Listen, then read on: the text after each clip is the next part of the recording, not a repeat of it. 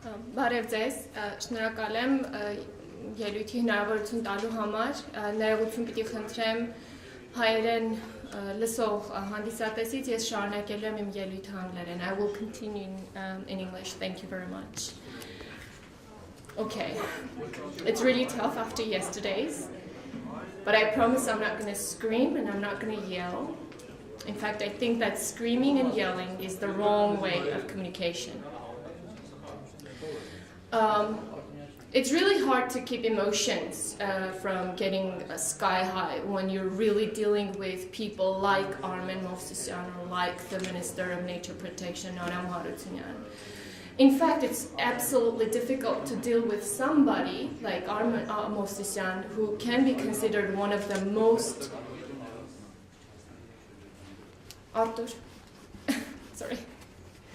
Armen Movsisyan can be considered one of the most heinous criminals of modern days Armenia's history. A person who not only licenses mines to himself, and not only signs all these mining contracts and licenses to, everyone, a person who actually sold the country to a mining corporation. With his signature, Armenia basically became like a property of this one of the largest mining companies in the world, Gazprom. So, you can't really be calm and not scream, and that's actually the best you could do, if not put him in jail. So, with some people like him, it's really tough. In fact, just speaking about the Russians also own mines, and I was wondering where they are in this conference, because, they're supposed to be interested in responsible mining. Well, maybe they're just not, they're always out of the law. Anyway, I think communication is very important, and I think dialogue is also very important on this issue that involves one of the most, fierce conflicts. Environmental conflicts are one of the most fierce ones all over the world, and it's not just Armenia, where you have these two absolutely opposite sides fighting with each other. So indeed, there is a need to sit down and talk and find a resolution to these conflicts. But I won't be, saying something very surprising if I say, for sitting and talking and for this effective dialogue, at least trying to approach towards a resolution, you need a neutral place. And you need absolutely neutral negotiators or mediators. And here is where the problem with this conference arises. This conference is organized and supported by entities who cannot be perceived as neutral, unbiased, and without self-interest. The government, the World Bank, nor the countries of those the diplomatic missions of those countries that have the presence of mining companies in this country, private interests, they cannot be perceived neutral. So it's really hard to actually, acknowledge this conference as a space where we can come and calmly, quietly start negotiating and talking and being in a dialogue. The government, it's not neutral because it just doesn't even follow a public policy that is neutral. It's only following a policy that it thinks is good, and it only thinks it's good because it's paid well. So the government cannot be neutral on the issue of mining because they don't even have a neutral way of regulating that area. The government has also, they created all these quasi-whatever institutes that actually belong to mining companies, those that are supposed to present or make, let's say, environmental impact assessments, or they're supposed to make, these assessments of natural resource, calculations, etc. They actually belong. They sold them to mining companies. Like, just one example, the Institute of Metallurgy. It just belongs to one of the mining companies, Valex Group. It's part of Valex Group. It cannot possibly be any neutral, The government is not neutral. The embassies with, like I said, with presence of mining companies that cannot be perceived neutral, at least by me. And the World Bank cannot be perceived neutral either, because it's really promoting the mining agenda in this country. Let me go to some of the things and share with you some of the things that make environmentalists like myself extremely irritated. So there are these three things that I think are the priority. One is the World Bank, the second is corruption, and the third one is hypocrisy. So the World Bank, okay, this huge machinery that has been running the world for 50, 60 years for the sake of development, has failed this development agenda, basically. Okay, can be doing some good things, but especially for the environmentalist community, it's one of the names that really irritates to the bone. It took decades for environmentalists to get environmental standards as policies, just decades. Okay, now it has some of these standards.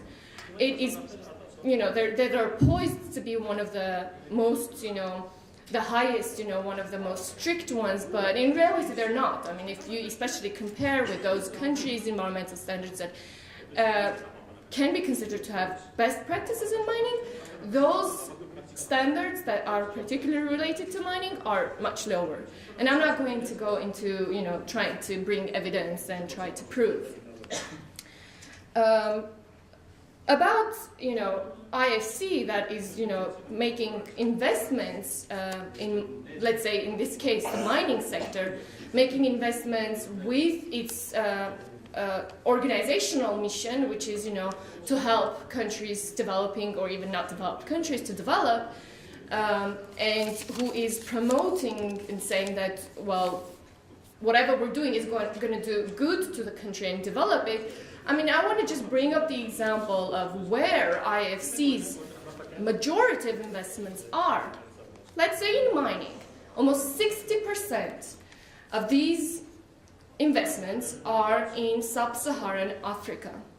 And sub-Saharan Africa is one of the regions all over the world that suffers one of the worst human development situation, indicators.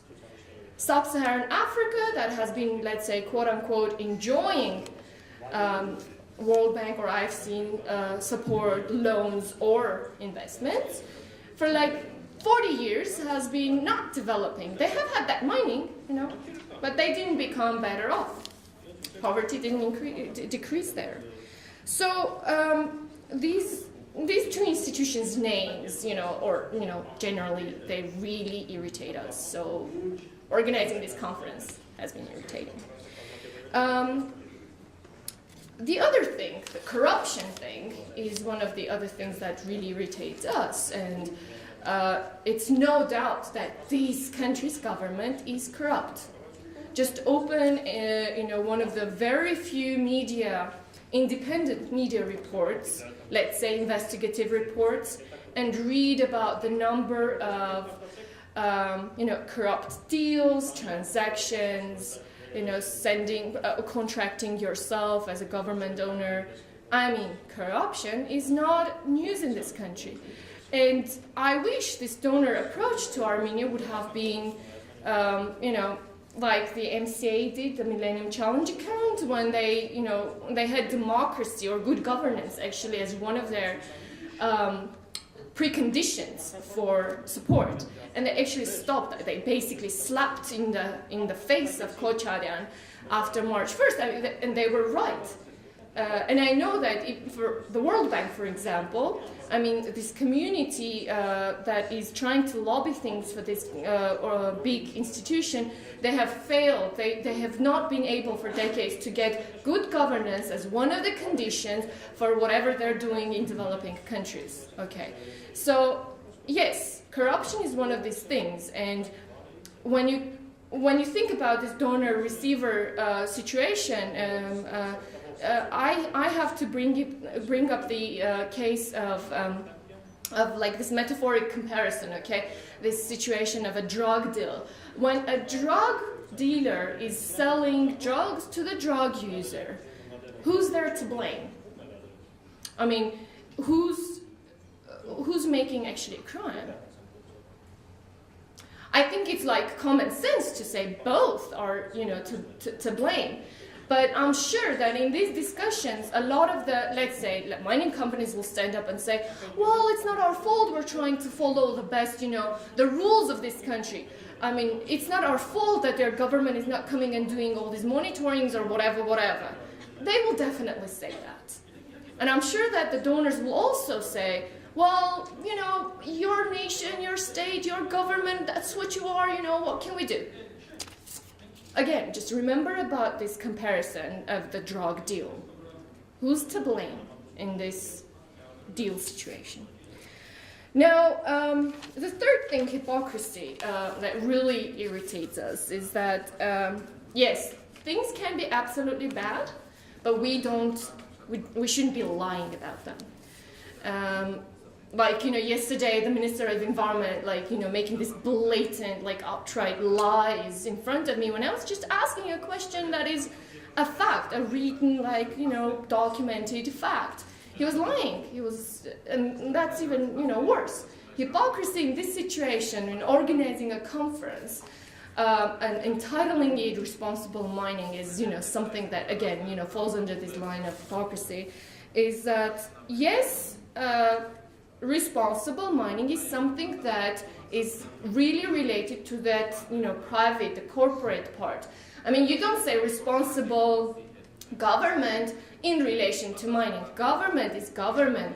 It's already in its powers and it's already in its actually duty and obligation to make sure that it's monitoring, it's doing all the best for the public's interests. So you don't call the government responsible government in mining. This is really something that is about the companies, the private companies. So they have thought of this. Some would say this is a corporate, let's say, oxymoron, this is a PR word or whatever. I'm not going to go into that debate. But this is something that is really related and very much attributed to the companies, and we should be really fair about that and say, okay, well, this is a conference for the companies mostly, and we're going to hear their words. And, if you wanted this to be like a dialogue, you could have named it differently. You could have just called it different. I'm really happy that, the organizers listened to some smart people who said you can't call this sustainable mining because it just doesn't exist. And it's a corporate oxymoron. Yes, just be fair with whatever you're doing and honest, and just don't be hypocritical. I started this speech, and I started with talking about things that are not my topic, I was supposed to talk about the social issues in mining communities in Armenia. Now, what do you expect me to do? Do you expect me to, show these photos of poor villages, with no infrastructure that have had mining for a long time or a more shorter period of time? Do you expect me to show photos of children from Kajaran area, from these villages, with no teeth? Children's, research study results about how much heavy metals is contained in their hair or in their other, bones or other cells of the body? Do you expect me to show, these rivers polluted? These rivers where, the mining waste is, making them a sewage channel, and from which actually cattle are drinking? Do you expect me to show you pictures of these milk dairy production companies and the milk that we drink, of cattle that actually graze on a tailing dam that has been covered with soil? Do you expect me to bring these examples of health data? I mean, how, in what adverse health conditions communities are, and especially the mining, or the data about cancer, the data about lung cancer? And it's not just about the metal mines, by the way. The stone mines are also having a very bad health impact, especially through that dust. So, I mean, we shouldn't be forgetting those. So I decided not to actually do that presentation and show you what the situation is in those communities. Now, there are some mining companies here who will, stand up and say, "Oh, you know what? We built this kindergarten roof in our community. Oh, good for you. We did whatever renovation of a school. Good for you." What was beyond that? I mean, there we have to understand that that's how cheap the social, quote-unquote, social contract is in this country. That's how cheap you can get a community agree, or even, like, this is not, again, like a situation where you can legally say their agreement is binding. I mean, the legislation is made in such a way that you can do hearings in the community, but it's not really saying, like, stone fixed that if the community says no, then, it's a no. We don't have yet any single case in this country when a mining project was to be discussed and the community said, no, and this mining permission was not given. And the communities are not even entitled with the rights, for example, to do a referendum, and the referendum will stand. And that's one of the big differences. Now we're going to discuss, the best practice countries examples. For example, let's say Canada or Australia. I mean, Australia is really amazing with the number of communities that have made these referendums and have made these, community actions and have been able to establish their areas free zones, free of, for example, hydraulic gas mining. So, yeah, a country where the official data says that 36% of the population lives just under $3, like 40,000 dirhams, which is actually the minimum consumption basket of this country.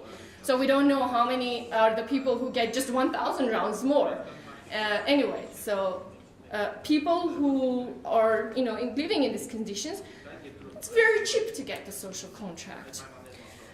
Now, one of the other problems with this conference is that it has just jumped over so many issues, discussion of so many issues, and has come to discuss, something that the companies should be doing, like, the responsible miners, without having covered all the way, the legislation, what doesn't allow us to have safe economic activities, including mining in this country. The access to justice for actually questioning the legality of most of these licensing contracts or commissions, whatever they are. The health situation, let's really discuss the issue with health and what the government is able to do with the health. In fact, maybe it was the World Bank austerity, policy suggestions and recommendations or whatever it was. But this country's government just 1 year ago or a year and a half ago just took out one of the lethal diseases, cancer, out of the state program. There's the state health program that covers for certain diseases, and all social groups can apply and get it. They took it out. Now you really have to be this very poor and vulnerable social group to be able to apply to the government and get their eligibility for some health. But cancer has been out of the health program, the subsidy program. Now we have so much mining. It's world proven that mining, especially in this situation with heavy metals in the food chain of most of the communities, does cause cancer and other diseases, cardiovascular and other diseases. Okay, I'm not going to speak about that. You call the specialists who will talk about this. So these things haven't been discussed.